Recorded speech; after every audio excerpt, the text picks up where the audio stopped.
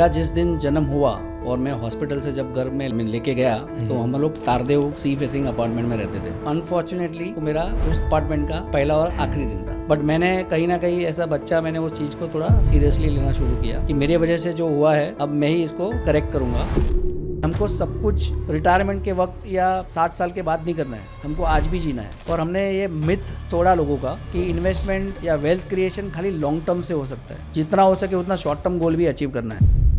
आज हमारे इस पॉडकास्ट पर आए हैं बहुत ही विशेष गेस्ट मिस्टर विशेष गांधी। हाय सर, अगर आप विशेष सर के बारे में नहीं जानते तो let me tell you, he is the founder of make my wealth financials, co-founder of Samyak financials. एक और बहुत ही इंपॉर्टेंट पार्ट, इनकी एक 25,000 रुपीज की सैलरी से इन्होंने लगभग 10 करोड़ का एक पोर्टफोलियो बिल्ड किया जो हमारी ट्रेडिशनल इक्विटीज है। इसके अलावा और कौन से एसेट क्लासेस के अंदर आपने अपने इन्वेस्टमेंट किए थे जिससे आपकी ये 25,000 से 10 करोड़ की जर्नी सक्सेसफुल हो पाई? तो मुझे गाड़ी खरीदनी थी रिसेंटली। मोटा मोटी मुझे पता था कि मुझे 35 to 37 लाख की कार लेनी है। मैंने क्या किया कि वो 35-37 लाख मैंने इन्वेस्ट करा पहले। तो मैंने कुछ अच्छे शेयर्स आइडेंटिफाई किए और उसमें मेरा पैसा लगा दिया। अराउंड 1 साल के अंदर 35 का 70 हो गया with the matter of just 1 year.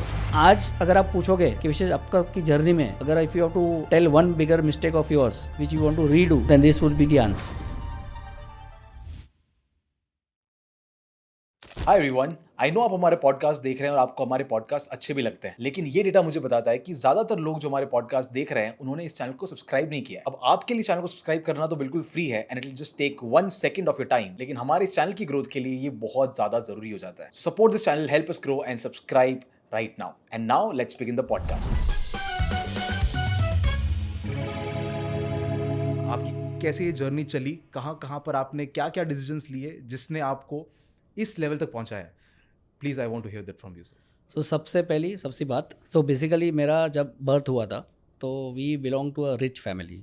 Okay, but ये एक बहुत इंटरेस्टिंग स्टोरी है। ये बहुत कम लोग कहते हैं कि I belong to rich family वैसे। हाँ, तो यही तो क्लाइमैक्स है बेसिकली। यहाँ से ये पूरा मुझे नेक मिला है वेल्थ मैनेजमेंट का। ओके, सो हुआ क्या कि जब मेरा बर्थ हुआ उसके पहले तक we were categorize as a HNIs and ultra HNIs family.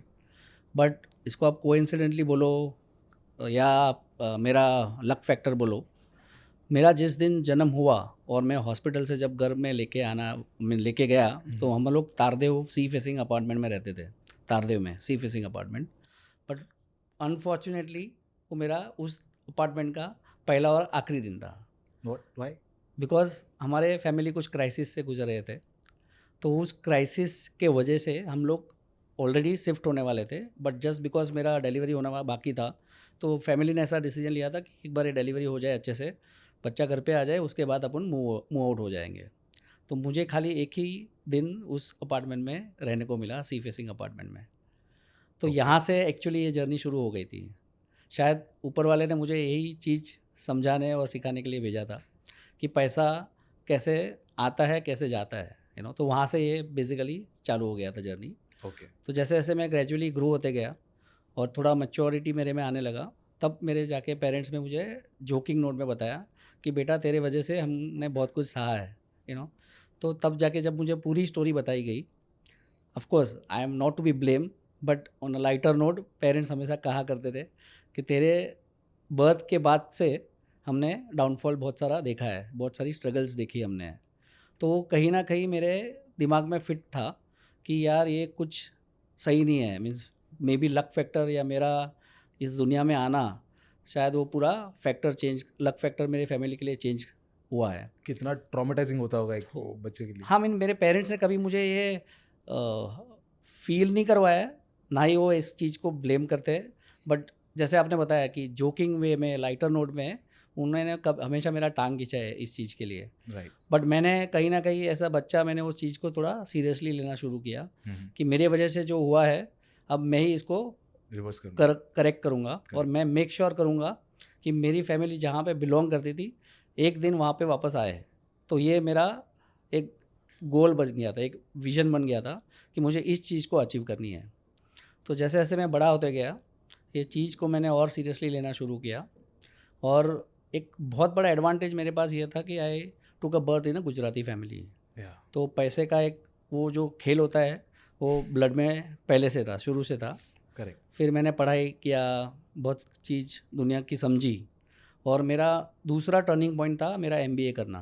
तो हम एक, जैसे मैंने आपको बताया था कि बीच में एक फ़ेज़ हमारी फैमिली की ऐसी थी कि हम एक typical lower middle income class family के जैसा हम लोग स्ट्रगल में थे।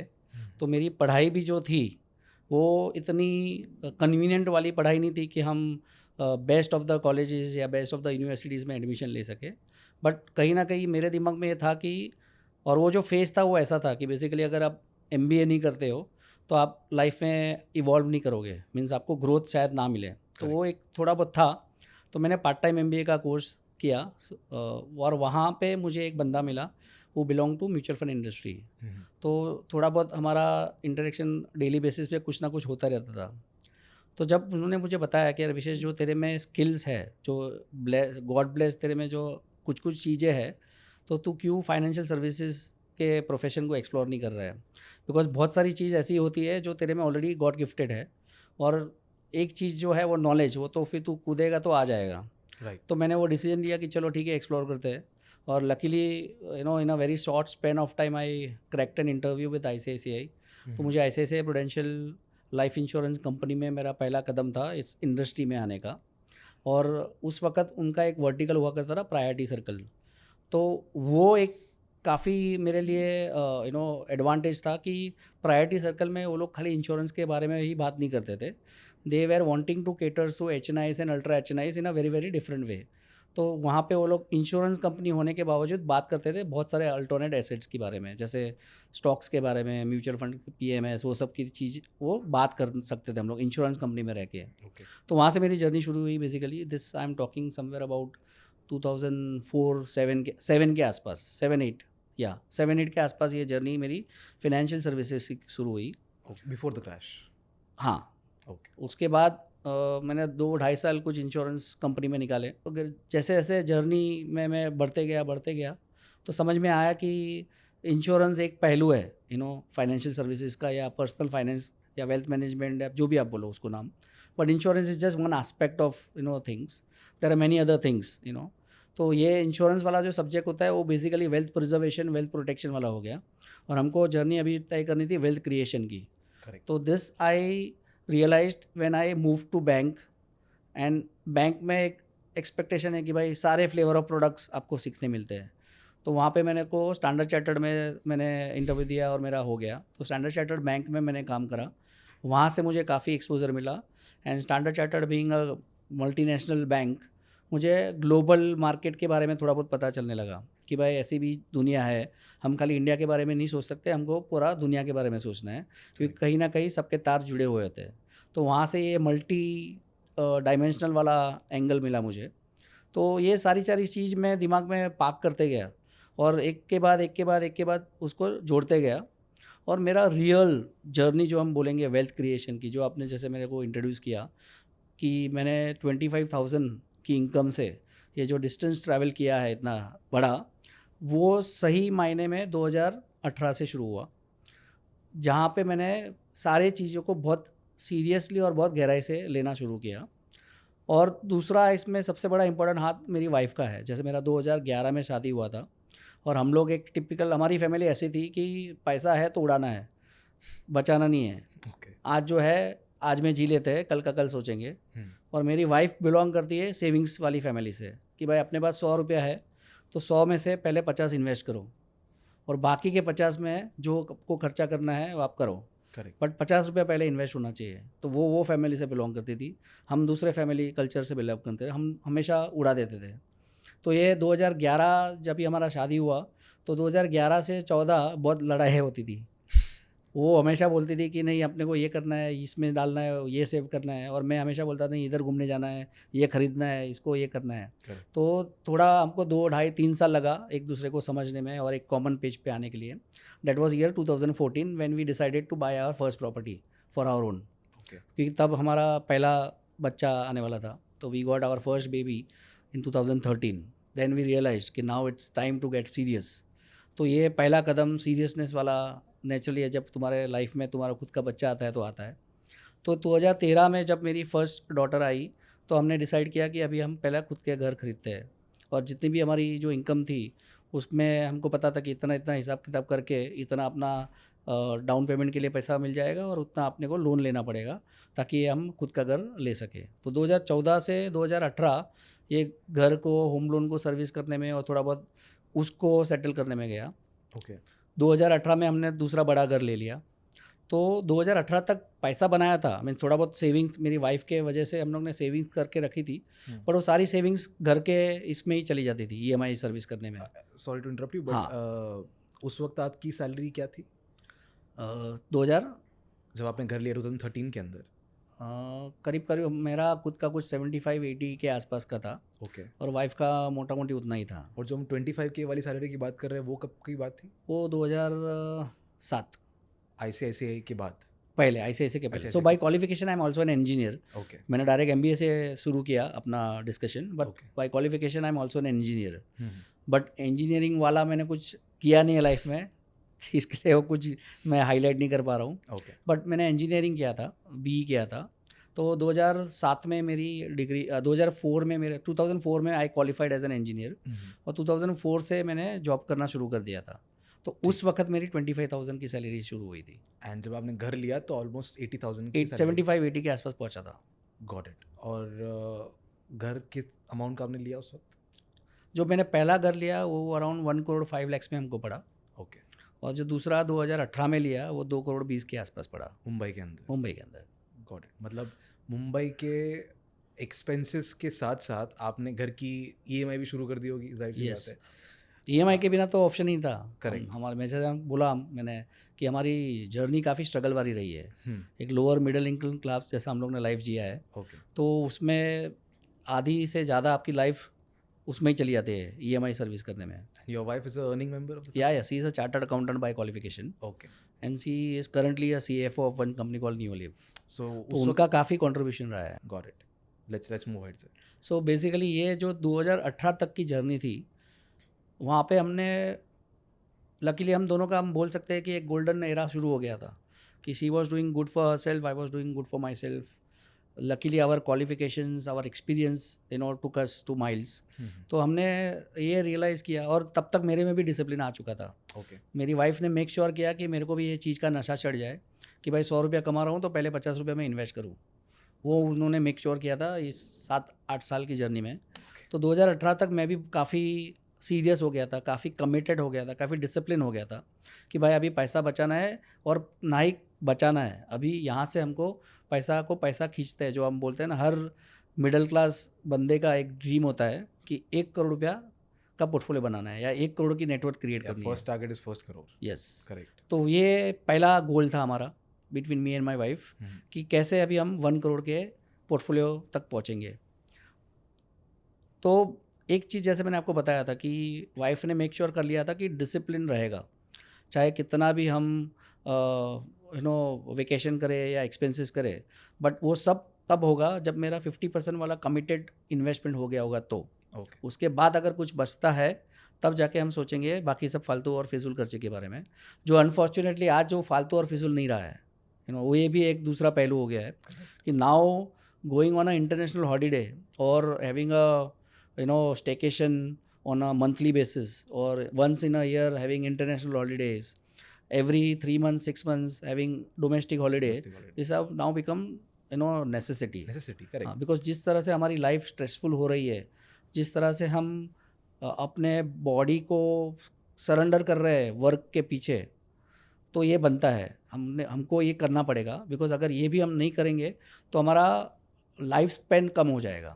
ये सरकाज़म था या इस नहीं reality ये की बात कर रहे एक ये रियलिटी है। तो Okay. इसके लिए अगर कोई MMW में फिनेंशियल प्लानिंग की बात करने आता है ना, हो? तो हमने एक गोल ऐड कर दिया है वेकेशन प्लानिंग, ओके हमने एक गोल ऐड कर दिया है मोबाइल बाइंग आईफोन। ये गोल्स है और ये सरकाज़म में नहीं बोलता हूँ मैं, Okay. ये एक सीरियस गोल है जो हमको एड्रेस करवाना है लोगों से। क्योंकि क्या है ना कि कोविड के बाद से ये और भी प्रोमिनेंट हो गया है कि हमको सब कुछ रिटायरमेंट के वक्त या पिछले 60 साल के बाद नहीं करना है, हमको आज भी जीना है। क्योंकि कोविड ने ये सिखा दिया था कि हमारा कब क्या होगा पता नहीं है। तो हमने ये चीज़ को बहुत सीरियसली लिया और हमने ये मिथ तोड़ा लोगों का कि इन्वेस्टमेंट या वेल्थ क्रिएशन खाली लॉन्ग टर्म से हो सकता है।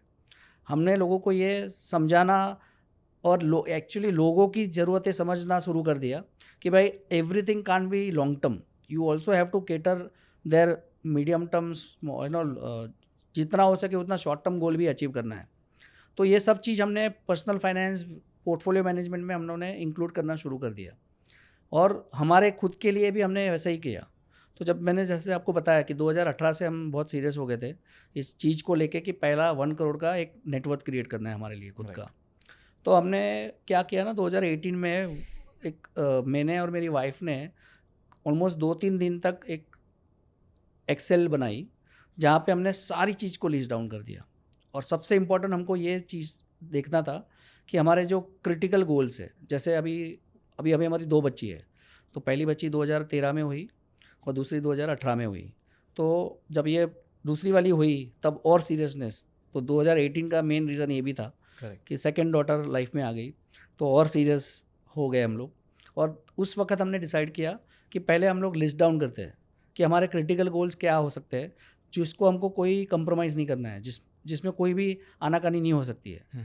तो नेचुरल है कि हिंदू कस्टम्स और ट्रेडिशन के हिसाब से एज अ लवेबल पेरेंट्स हमको हमारे बच्चे लोग को सबसे बेस्ट एजुकेशन देना है। इसको लिस्ट डाउन करते हैं कि हाँ, सारे तो जो ये लिस्ट डाउन एक करा। इंसान की खर्चे हैं, सबसे पहले आता है अपना ग्रेजुएशन। खुद का एजुकेशन। हाँ, अपना तो हो गया था लकीली, मेरा और मेरा वाइफ का तो एक हो गया था। लाइफ के जो खर्चे हैं, हाँ, आपका खुद का खुद का एजुकेशन, उसके बाद शादी, राइट?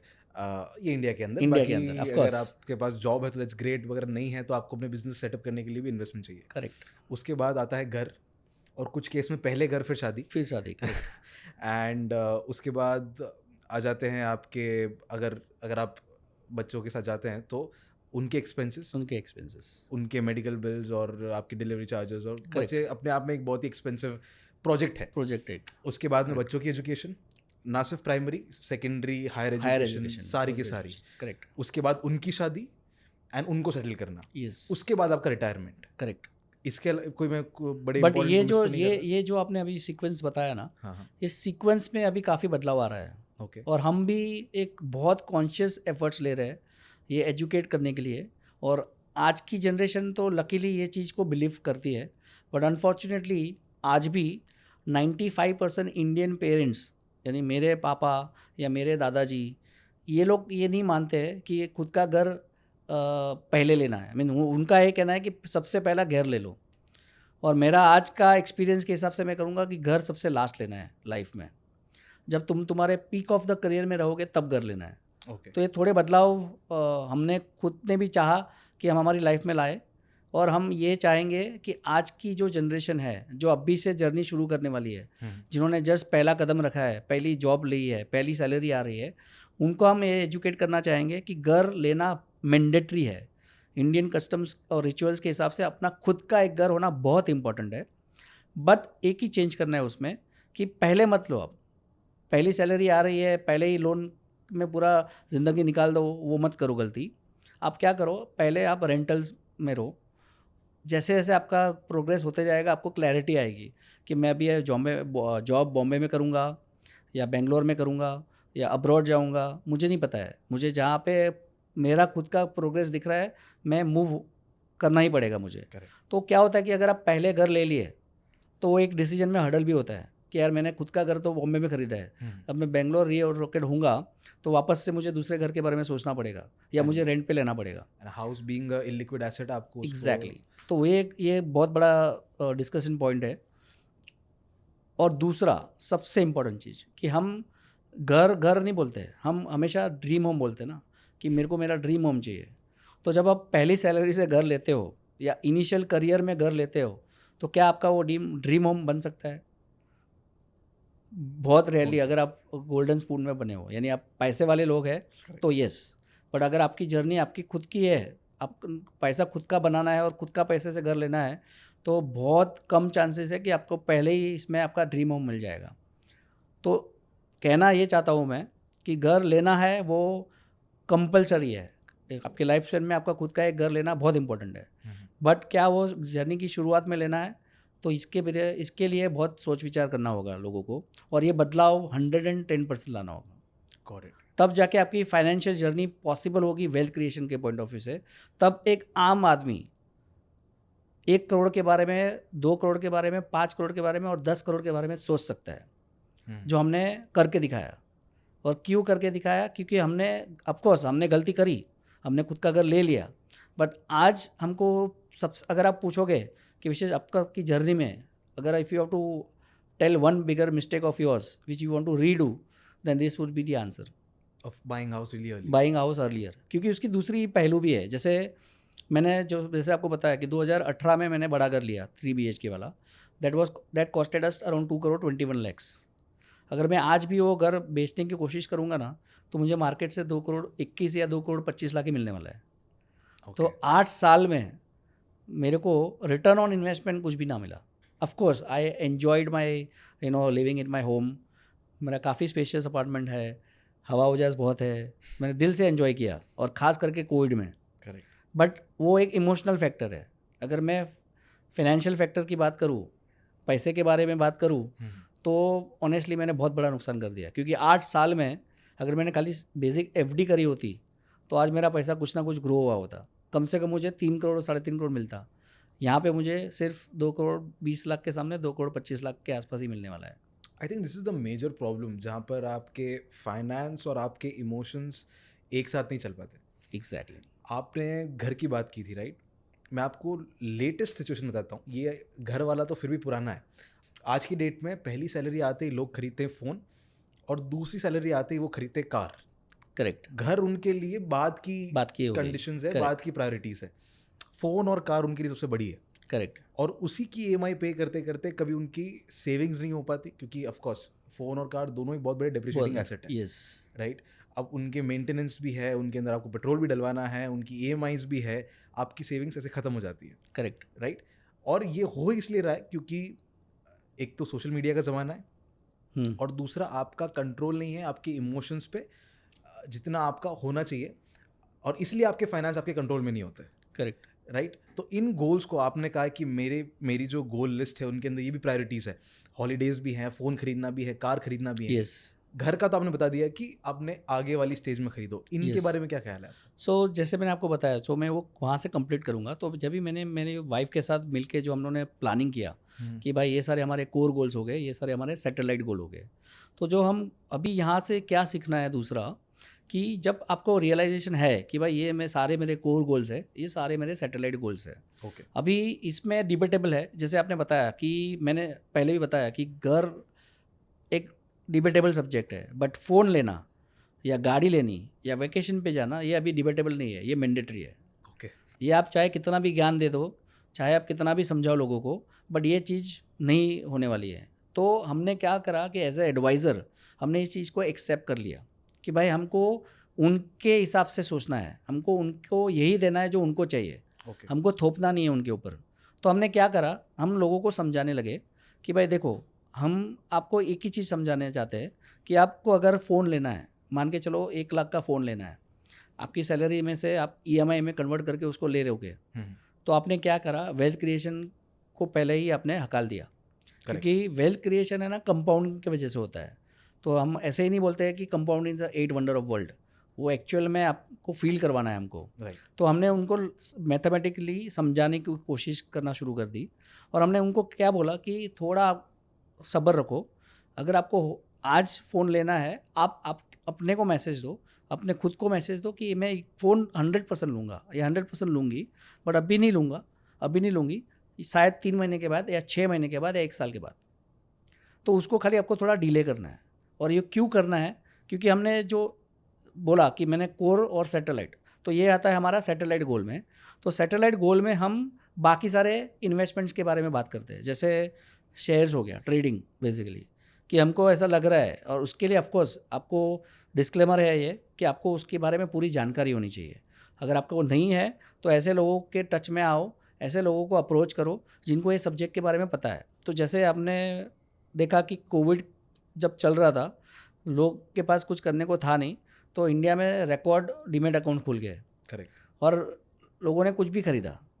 अभी फॉर्चुनेटली हुआ क्या कि कोविड से अब तक, यानी सितंबर 2024 तक टू बी प्रिसाइज, सब कुछ वन साइडेड ऊपर जा रहा था। घोड़ा भी चल रहा था, गधा भी चल रहा था। Correct. Because that was a euphoria. अभी ये फेज़ हमेशा नहीं रहने वाला है। तो सितंबर 2024 से अगर मैं अब तक की बात करूँ तो ये थोड़ा रिवर्स हो गया। तो लोगों को थोड़ा पेन समझ में आया कि खाली गेन नहीं है, पेन भी है। तो इसके लिए नॉलेज और स्किल होना बहुत इंपॉर्टेंट है। तो ये डिस्क्लेमर है। बट ये डिस्क्लेमर के साथ अगर आप इन्फॉर्म्ड और लर्नेड वे में आप थोड़ा बहुत स्टॉक का समझ लाओगे अपने इसमें, तो हो क्या सकता है कि हम आपके, जैसे मैंने खुद का एग्जांपल देता हूँ, तो मुझे गाड़ी खरीदनी थी रिसेंटली, ये करीब करीब 1-1.5 साल पहले की बात है। तो मैंने 2 गाड़ी शॉर्टलिस्ट की थी, एक खुद के लिए, एक वाइफ के लिए। तो एक गाड़ी कुछ 22-23 लाख की थी और एक कुछ 11-12 में आ रही, तो दोनों मिला के कुछ वाइफ के 35। लिए कौन सी ली आपने? 11-12 वाली या 22-23? 11-12 वाली, क्योंकि उनको छोटी चाहिए थी। ओके। उनको छोटी चाहिए थी। तो बेसिकली मोटा मोटी मुझे पता था कि मुझे 35 to 37 लैक्स की कार लेनी है। और मैंने क्या किया कि वो 35-37 लैक्स मैंने इन्वेस्ट करा, पहले पूरा पैसा एज इट इज़ इन्वेस्ट कर दिया, लमसम एक साथ, वन शॉट। और मैंने उस वक्त अपने आप को मैसेज दे दिया कि अभी ये 35 लैक्स या 37 लैक्स जब 70 बनेगा, यानी डबल होगा, तब जाके मैं गाड़ी खरीदूँगा। तो 3 महीने में बनेगा, 6 महीने में बनेगा, 1 साल में बनेगा, 2 साल में बनेगा या 3 साल में बनेगा, वो परवाह नहीं है मुझे, बट जब बनेगा तभी लूँगा मैं, तब तक नहीं लूँगा। तो मैंने कुछ अच्छे शेयर्स आइडेंटिफाई किए और उसमें मेरा ये पैसा लगा दिया। अगेन जैसे मैंने आपको बोला कि कोविड के टाइम से सितंबर 2024 तक मार्केट बहुत सपोर्ट कर रहा था। आप जिधर पैसा डाल रहे तो ग्रो हो रहा था। तो मेरा फॉर्चुनेटली उस फेज़ में रिक्वायरमेंट आया था कार लेने का, तो मेरा पैसा बहुत जल्दी बन गया। तो मेरे को अगर एग्जैक्टली याद नहीं है, बट अराउंड 1 साल के अंदर 35 का 70 हो गया with the matter of just 1 year. और मैंने इमीडिएटली प्रॉफिट बुक करा और दोनों गाड़ी ले ली। तो what I am trying to tell is कि गोल को हम नहीं बोल रहे कि गाड़ी मत खरीदो, फ़ोन मत खरीदो, हम खाली थोड़ा स्मार्ट बनने की कोशिश करवा रहे लोगों को कि अपना हार्ड एंड मनी है। आज मुश्किल से अगर हम 10,000 कमा रहे हैं, 20,000 कमा रहे हैं, 25,000 कमा रहे हैं, तो पहले तो ये मिथ अब निकाल दो कि 10,000 कमाने वाला 1 करोड़ का पोर्टफोलियो नहीं बना पाएगा या 5 करोड़ का पोर्टफोलियो के बारे में सोच नहीं सकता है। मैं लाइव एग्जांपल हूँ, मैंने ये करा है खुद के लिए और आप भी करोगे। बट आपको ये थोड़ी थोड़ी डिसिप्लिन आपके इसमें लाना पड़ेगा। आपको तुरंत लोन पे फ़ोन नहीं लेना है, आपको तुरंत लोन पे गाड़ी नहीं लेनी है, आपको उस पैसे को इन्वेस्ट करना है, उसको नर्चर करना है और अपने आपको ये मैसेज देना है कि जिस दिन इस पैसे से उतना पैसा बन जाएगा जितना मेरा फ़ोन का खर्चा है, तब जाके मैं फ़ोन लूँगा। तो 2 काम हो गया, आपका फ़ोन भी आ जाएगा और आपका हार्ड अर्न मनी वेस्ट नहीं होगा। और वो पैसा धीरे धीरे धीरे धीरे धीरे करके कंपाउंडिंग के गेम में चले जाएगा। Got it. बट ये स्ट्रैटेजी अगर कोई आदमी, आपने राइट टाइम पे लगाया ये strategy and it worked out really well for you, यही स्ट्रैटेजी अगर कोई अक्टूबर 2024 में लगाता तो ना सिर्फ उसके वो गोल्स तो ख़त्म हो जाते बल्कि जो कैपिटल है वो भी ख़त्म हो जाती। इसके लिए मैंने सबसे पहला डिस्क्लेमर दे दिया था कि आपको नॉलेज और स्किल्स दोनों आइडेंटिफाई करना है कि है कि नहीं पहले, और आप में शायद ना हो बिकॉज आप जस्ट करियर शुरू कर रहे हो, तो इतनी अपने पास अंडरस्टैंडिंग, इतना अपने पास नेटवर्क नहीं होता है कि हमको सारी चीज़ पता हो। बट फॉर्चुनेटली हम इस ज़माने में ऐसे बहुत सारे लोग हैं जिनको ये स्किल्स ऑलरेडी है और वो सालों से ये प्रैक्टिस कर रहे हैं। जैसे हम बोलते हैं ना, क्रिकेट अगर कोई फॉलो करता है तो MS धोनी है या विराट कोहली है या सचिन तेंदुलकर है, उनके पास अगर कुछ इन्फॉर्मेशन लेंगे या कुछ लर्निंग्स लेंगे तो हमारा गेम हम इम्प्रूव कर सकते हैं। बिकॉज ये जैसे मैंने आपको बताया कि फ़ोन लेना सैटेलाइट गोल होता है, तो ऐसा ज़रूरी नहीं है कि आज मुझे लेना है तो आज ही लेना है। शायद आप 3 महीने के बाद लो, 6 महीने के बाद लो, उतना पेशेंस आपको रखना होगा।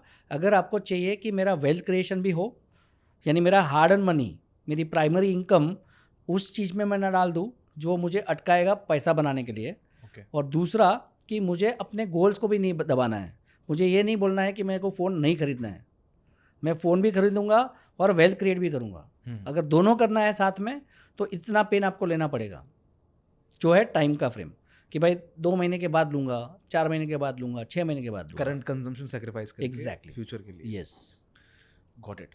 मेरा एक्चुअली इंटरेस्ट अब इन सैटेलाइट गोल्स इनके ऊपर ज़्यादा आ रहा है। Of course me being a young person, और मुझे भी पहले गाड़ी खरीदनी है फर्स्ट सैलरी से। ओके। सो सैटेलाइट गोल्स जिसके बारे में हमने बात की, phone, car, vacations, right? Correct. इन अब देखिए बड़े जो हमारे एक्सपेंसेस हैं वो तो लाइफ में जब आएंगे तब आएंगे, राइट? अब मुझे आज से ही अपने बच्चों के एजुकेशन और उनकी शादी के बाद बहुत टाइम है उस चीज़ में, बट करेक्ट, वेकेशन तो मुझे by the end of the year जाना है। करेक्ट। कार मुझे नहीं भी हो तो भी साल 2 साल के अंदर लेनी है, राइट? फ़ोन तो मुझे इमीडिएटली चाहिए। तो ये गोल्स हैं, इनको अचीव करने की क्या स्ट्रैटेजी आप यूज़ करते हैं या आपने यूज़ की अपने जर्नी के अंदर, क्योंकि सो ये इमीडिएट एक्सपेंसेस हैं? तो मैं अपने एक्सपीरियंस के बारे में बताऊँ। पहले मैं खाली आपको थोड़ा करेक्ट करना चाहूँगा यहाँ पे कि आपने बोला कि बात का बाद में देखेंगे। सी क्या होता है ना, देखो आज जिस तरह से हमारी लाइफस्टाइल बन रही है, अभी आज आप अगर फ़ोन ले रहे हो तो ये आपको अभी आदत लगने वाली है। आप अपग्रेडेशन में जाओगे बिकॉज टेक्नोलॉजी है, डिस्ट्रप्शन काफ़ी फेज से हो रही है। करेक्ट। पहले के ज़माने में कैसा था कि मैंने टीवी खरीद लिया ना, तो मैं अगले 15-20 साल तक टीवी के बारे में बात नहीं करूँगा। मैंने गाड़ी खरीद ली ना, तो मैं अगले 10-15-20 साल के बाद गाड़ी के लिए बात नहीं करूँगा। बट अभी ज़माना चेंज हो गया। अभी आज आज आप कोई भी गाड़ी खरीद लो, आप 3 साल में उस गाड़ी से बोर हो जाओगे। आज कोई भी फ़ोन खरीद लो, आप 1 साल 2 साल के बारे में बाद वो फ़ोन के लिए बोर हो जाओगे। True. तो मेरा कहना इतना ही है कि हमको बैलेंसिंग एक्ट करना ही पड़ेगा।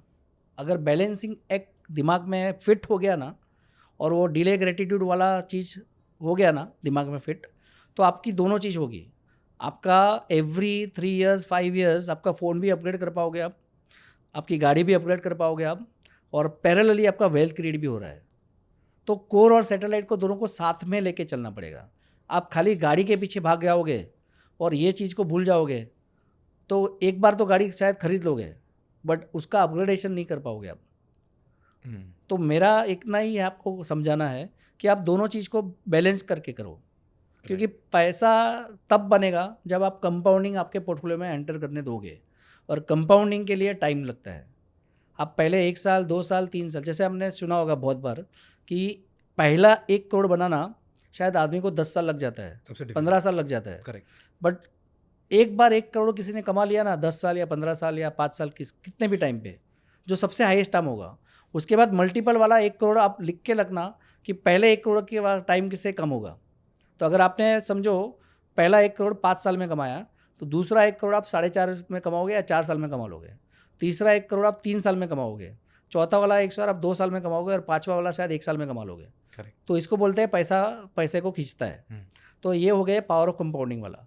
बट आप क्या करने की कोशिश कर रहे हो, या आपने मुझे क्या बताया कि विषय वो सब बाद में देखेंगे, मुझे आज गाड़ी खरीदनी है तो पहले मैं गाड़ी खरीद लूँगा। तो आपने क्या करा, एग्जाम्पल कि 50,000 की आपकी इनकम है, आपने 35,000 या 30,000 EMI दे के गाड़ी खरीद ली, और 20,000 तो आपको नॉर्मल एक्सपेंस के लिए चाहिए। तो आप सेविंग्स कर रहे हो, नहीं कर रहे हो। अभी 30,000 तो आपकी गाड़ी की EMI के लिए सर्विस हो रही है, 20,000 आपका एक्सपेंसेस है, तो आपका सेविंग्स किधर है? करेक्ट। तो पावर ऑफ कंपाउंडिंग का जन्म ही नहीं हुआ है आपके पोर्टफोलियो में। तो आपका 1 करोड़ रुपया और डिले हो गया, और 1 करोड़ रुपया डिले नहीं हो रहा है, आपका 2 करोड़ 5 करोड़ 10 करोड़ डिले हो रहा है। इसके लिए ये चीज़ इंपॉर्टेंट है कि आप खाली दोनों को बैलेंस करो, और ये समझो कि मैं खाली 3 महीने या 6 महीने या 1 साल के बाद गाड़ी लूँगा तो क्या फ़र्क ही पड़ने वाला है। आज आप 22 ईयर्स के हो, फॉर एग्जांपल 25 ईयर्स के हो, तो 25 साल तो आप बिना गाड़ी के रहे ना, तो 25 में एक और जोड़ दो, 26 साल तक आप बिना गाड़ी के रहो। पर उसका 2 फ़ायदा होगा कि फिर आप हर 3 साल 5 साल के बाद गाड़ी चेंज कर पाओगे, और पैरेलल आपका वेल्थ क्रिएशन भी हो रहा है। तो 1 या 2 साल में इतना हो जाएगा? सब्जेक्टिव है अगेन कि आपकी इनकम कितनी है, आपको कितने कॉस्ट की गाड़ी लेनी है, वो सब फिर आपको कैलकुलेशन में बैठना पड़ेगा। गाड़ी तो बेस्ट चाहिए सर। तो आपको उस हिसाब से फिर प्लान करके करना पड़ेगा। करेक्ट। अब पर ये समझ में आया कि थोड़ा सा आपने कंजम्पशन को डिले करके वो पैसा आपको इन्वेस्ट करना है, कंपाउंडिंग से लॉन्ग टर्म में आपकी वेल्थ क्रिएट होगी, उससे आपके सारे गोल्स रीच होंगे, वो सब ठीक है। बट ये होगा कैसे? How is the question. कहाँ इन्वेस्ट करना चाहिए, कैसे, क्या क्राइटेरियाज को देख के इन्वेस्ट करना चाहिए, ताकि मैंने अभी जैसे आपको कहा भी था कि अगर 2024 के अंदर अक्टूबर में कोई इन्वेस्ट करता तो कोई इसका रिटर्न नहीं मिलता, बराबर है। बट वहीं पे दूसरे सिर्फ ये स्टॉक मार्केट गिरा, राइट? जो कमोडिटीज़ है उनमें ज़्यादा इम्पैक्ट नहीं आया है, उसके साथ में रियल एस्टेट के अंदर कोई बहुत बड़ा इम्पैक्ट अभी तक नहीं आया है, लोगों ने अपने पोर्टफोलियोज हेज भी किए हैं। So what is your strategy कि ये सारे गोल्स एक्चुअली अचीव हों? The exact strategy that I want to know. तो जैसे मैंने आपको बताया कि ये आपको एक लर्नेड और एक एजुकेटेड और एक्सपीरियंस आदमी के साथ प्लान करके करना है, राइट? ओके। तो अभी आपने जैसे बताया ना कि सितंबर अगर अक्टूबर 2024 में किसी ने पैसा डाला होता तो आज वो डूब गया होता या नहीं होता, और गोल्ड तो दूर की बात हो गई। बट ऐसा नहीं है। अगर आपने सितंबर अक्टूबर में सिल्वर में पैसा डाला होता या गोल्ड में पैसा डाला होता तो आज भी आपका 10% 12% अप्रिशिएट हुआ है। 1 लाख पहुंचा था सोना। तो कहने का मतलब है कि आप अगर मल्टी एसेट के बारे में सोचोगे, यानी आप ऐसे लर्नेड बंदे के पास जाओगे जिसको एक्सपीरियंस है, जिन्होंने मार्केट का चढ़ाव उतार देखा है, तो उनको ये पता है कि अभी ये टाइम इक्विटी में इन्वेस्टमेंट करने का नहीं है। बट अगर ये टाइम इक्विटी में इन्वेस्टमेंट करने का नहीं है, इसका मतलब कहीं ना कहीं तो ऐसा इन्वेस्टमेंट होता होगा जो अप्रिशिएट हो सकता है, क्योंकि पैसा है लोगों के पास। कोई भी टाइम फ्रेम में पैसा है, खाली पैसा एसेट क्लास चेंज कर देता है। करेक्ट। अभी अच्छी फेज़ में इक्विटी मार्केट चलेगी तो बुरी फेज़ में गोल्ड चलती है, सिल्वर चलता है, ऑल्टरनेट इन्वेस्टमेंट चलते हैं। तो ये एस्पेक्ट होता है आपका पोर्टफोलियो मैनेजमेंट का, जहाँ पे आप सारे एसेट्स के बारे में सोचते हो, सारे एसेट्स के बारे में आप प्लान कर सकते हो। जैसे क्रिप्टो करेंसी एग्जाम्पल, तो मैंने क्रिप्टो करेंसी अपने पोर्टफोलियो में तब देखना शुरू कर दिया जब इंडियन रुपीज़ में 1 bitcoin was available at 7 lakhs। Okay. I saw that 7 lakh 2019 के आसपास की बात होगी। नो 2016-17, ज़्यादा लंबा नहीं, 17। ओके। सॉरी 2018 के बाद, इनफैक्ट 2018 टू बी प्रिसाइज। 89। तो मैंने 7 लाख इंडियन रुपीज़ का जब एक बिटकॉइन अवेलेबल था तब बिटकॉइन में एंट्री की। ऑफकोर्स बिटकॉइन में आप नंबर ऑफ फ्रैक्शंस में ले सकते हो, Correct. तो पूरा बिटकॉइन तब लेने की क्षमता नहीं थी, तो लेकिन पार्टिसिपेशन शुरू कर दिया था जब 1 bitcoin was available at 7 lakh Indian rupee. I saw that 7 lakh growing to 64 lakhs, but at the same time I saw that 64 lakhs becoming again 14 lakhs।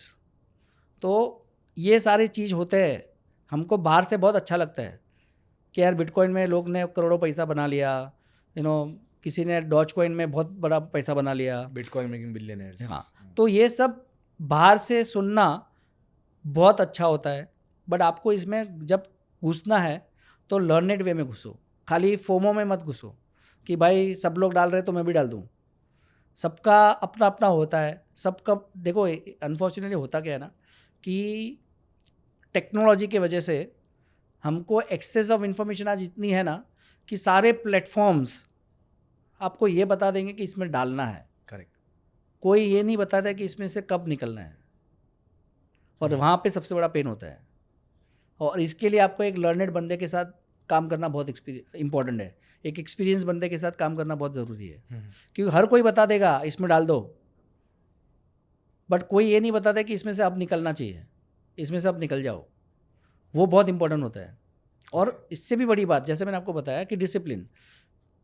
आप अगर समझो इन्वेस्टमेंट कर सकते हो 100 रुपये का, तो 100 रुपये में से 50 रुपये आप कोर गोल्स के लिए लगाओ, 60 रुपया 70 रुपया तक आप कोर गोल्स के लिए यूज़ करो, और खाली 20 रुपया या 30 रुपया आपका सैटेलाइट में डालो, जहाँ पे आपको जितने भी अट्रैक्शन है, क्रिप्टो करेंसी हो गया, स्टॉक्स हो गया। आज लोग अनलिस्टेड स्टॉक्स के बारे में बात कर रहे हैं, आज लोग ग्लोबल स्टॉक के बारे में बात कर। मैम अभी ये देखो ना, काफ़ी इम्पोर्टेंट है कि हम सुबह से लेके रात तक जो प्रोडक्ट यूज़ करते हैं, Facebook, Netflix, correct, Google, Amazon, ये सारी चीज़ें हम डेली कंज्यूम करते हैं।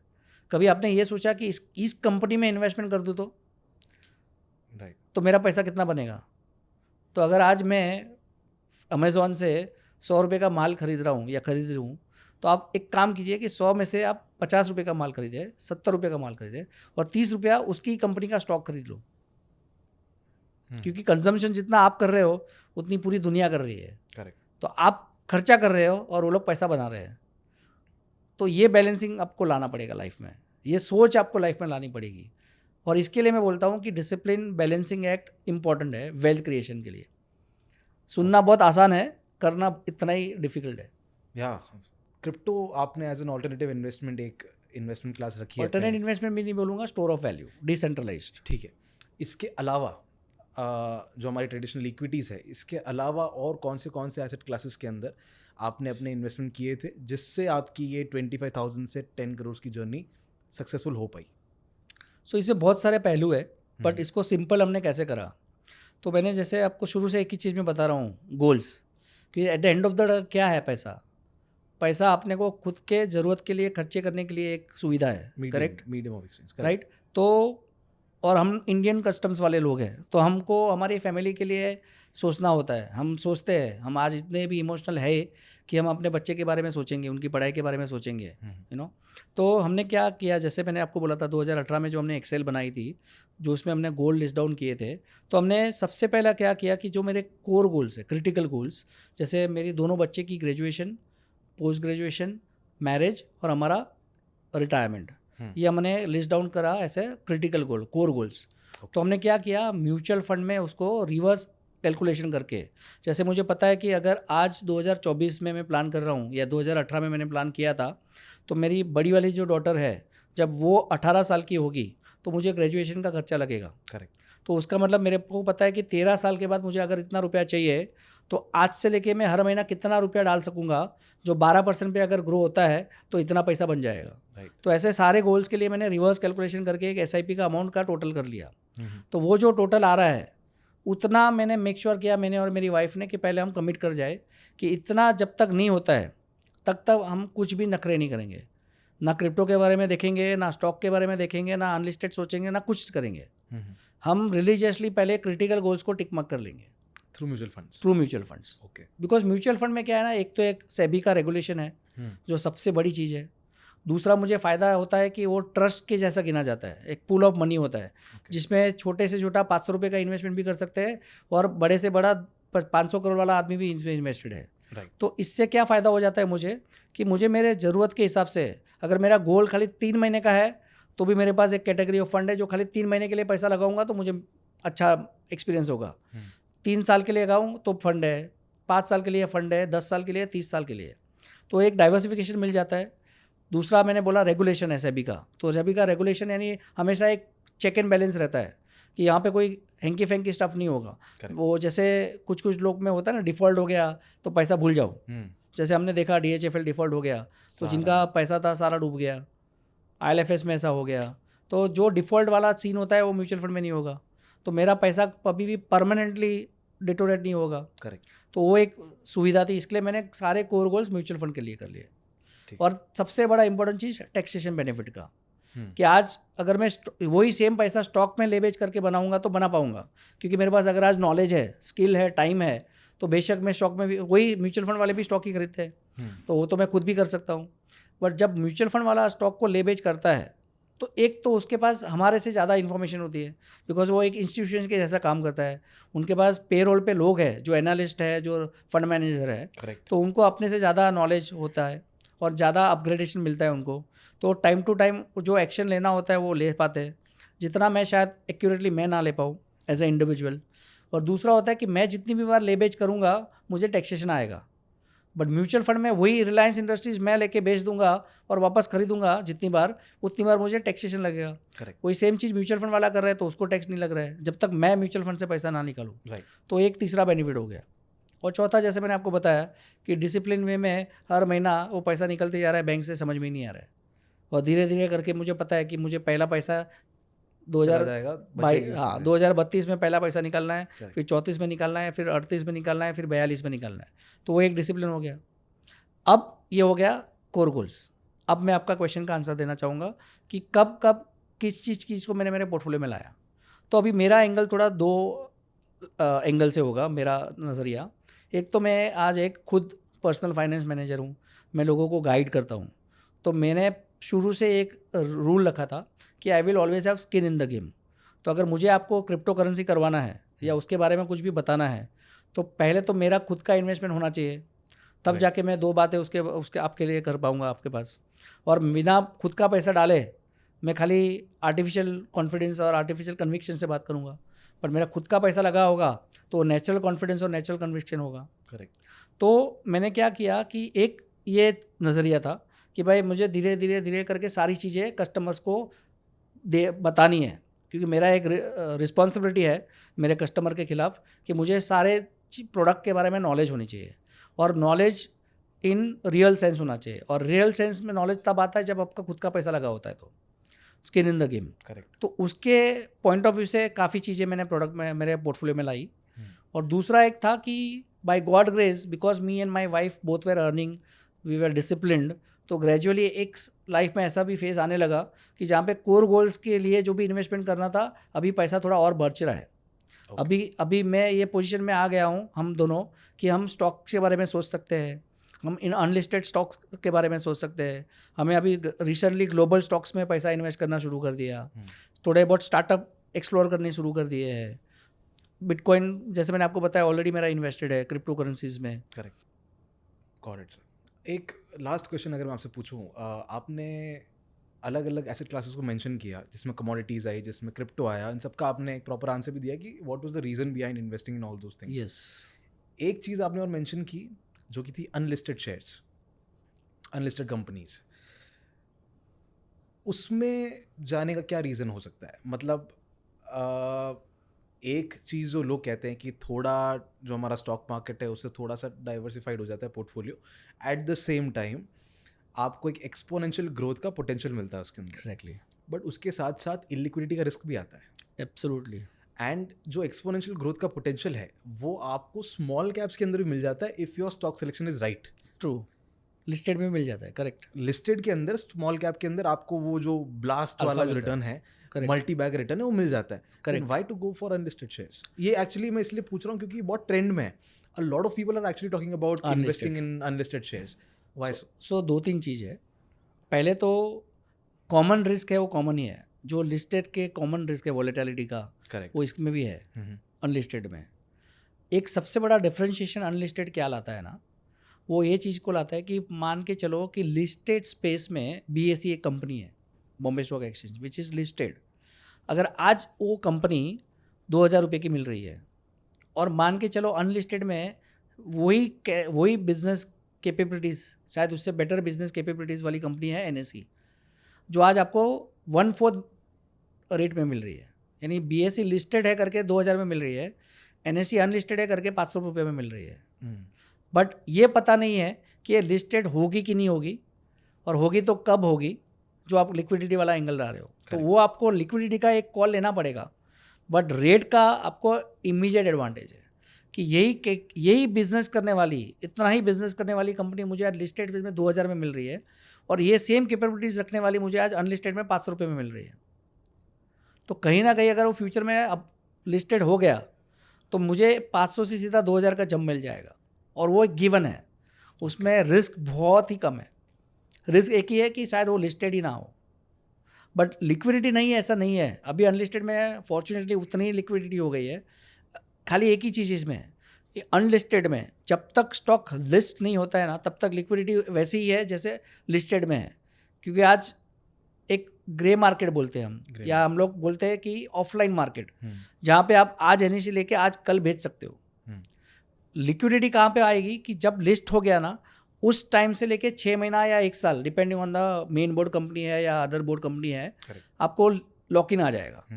तो उतना ही आपको रिस्क है, बट उसके पहले और उसके बाद आपको लिक्विडिटी बेशक है।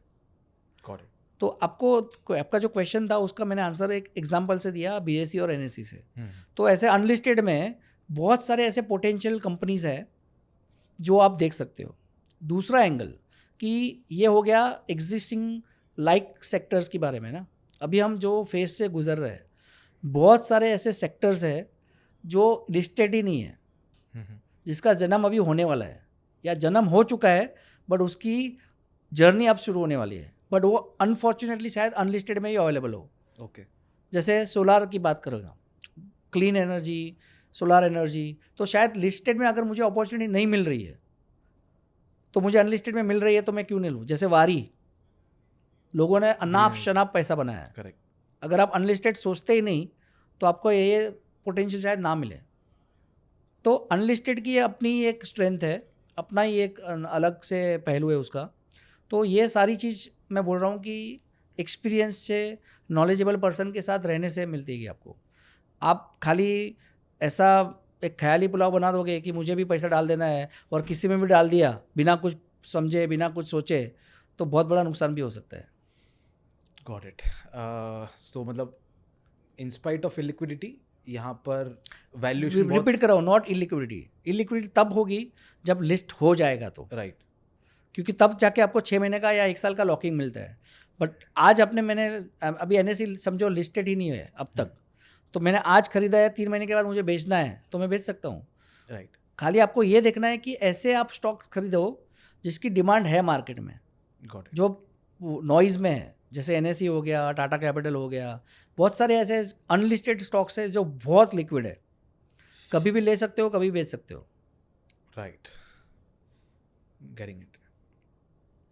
Alright sir, I think that's all. ये जो पूरी जर्नी आपकी रही from 25,000 salary to 10 crore, 10 crore का जो फिगर है ऑफकोर्स अभी काफ़ी आगे बढ़ गया, बट एक बेंचमार्क आपने अचीव किया।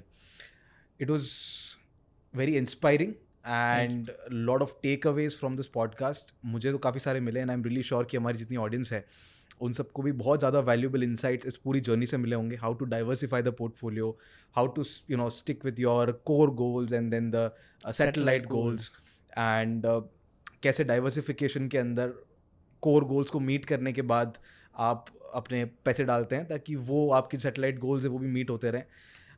Really impressive and really inspiring journey, sir. So thank you so much for your time and talking to us and giving your valuable insights on the market.